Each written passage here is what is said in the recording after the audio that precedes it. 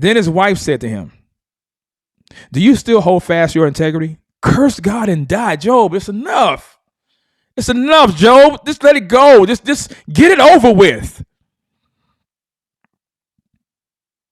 It's not worth it, Job. Let him, listen, curse God and die. Enough is enough. I'm tired of seeing you suffering like this. I'm tired of us. We done lost everything. We don't have our children. They're gone. Our life savings is gone. Our business is gone. We don't have anything. And now your health is going.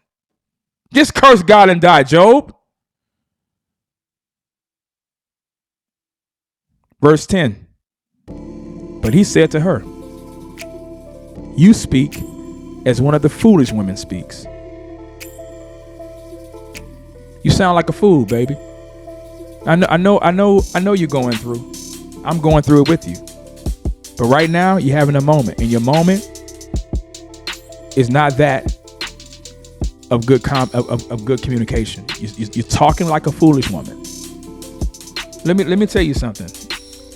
Both men and women, ladies, we know you love us, you wives. We know you love us as your husbands. But I'm gonna tell you something. When suffering comes like this, be very careful with the counsel that you give us, because we just might take your advice. We just might fall under pressure and take that advice. This is how much influence a wife can have over their husband. But men, let me tell you something also as well.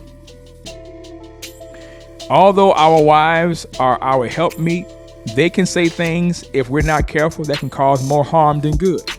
If we allow our emotions to run congruent with their emotions.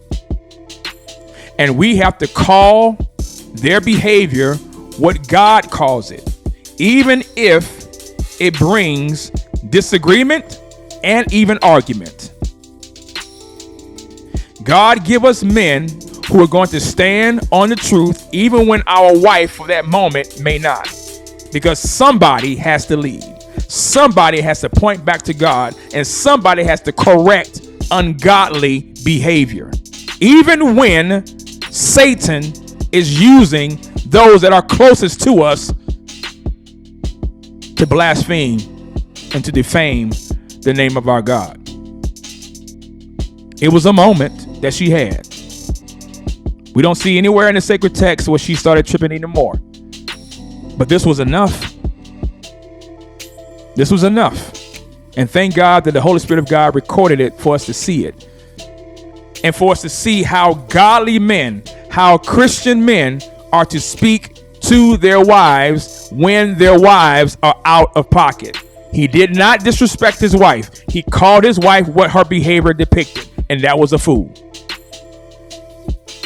We live in a society in this time where we can't tell women anything about their behavior, because now we're being seen as abusive. Now we're being seen as abrasive. Now we're being seen as harsh. Women can basically, I said this before, women have now become the protected class in Christendom. Can't be told anything.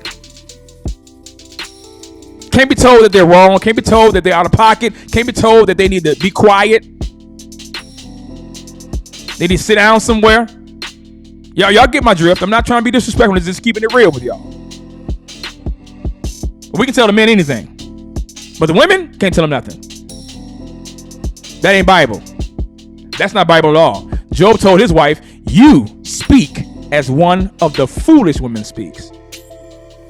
He says, shall we indeed accept good from God and not accept adversity? Do y'all see this? Shall we accept prosperity and not accept pain?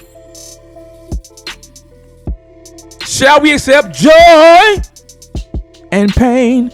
Should we just accept the joy? We treat God like a buffet. I'll take the glory. I'll take the mercy. I'll take a plate of your goodness. I'll take a side of your love. I'll take a side of your kindness. I'll take a side of your prosperity. I'll take extra side and extra helpings of all your goodies. But see that persecution, that that trial over there. No, I don't want that. That's not how God works, y'all. That is not how he works. Job had to go back to a God who he knew caused this. He wasn't privy to the conversation, ladies and gentlemen. He wasn't privy to this. He says, but shall we indeed accept good notice from God and not accept adversity from God? That's the question we have to ask ourselves in 2023. Shall we accept promotion and not demotion? Shall we accept appointment and not disappointment? Shall we accept step ups and not setups? Shall we accept back pay and not backstabbers? That's the question. That's the question.